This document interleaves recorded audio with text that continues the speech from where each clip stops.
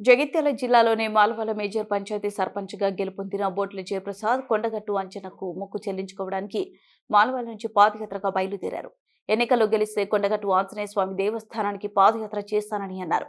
మాల్వాల సర్పంచ్గా గెలుపొందిన జయప్రసాద్ తన అభిమానులతో కలిసి మాల్వాల నుంచి కొండగట్టుకు బయలుదేరారు.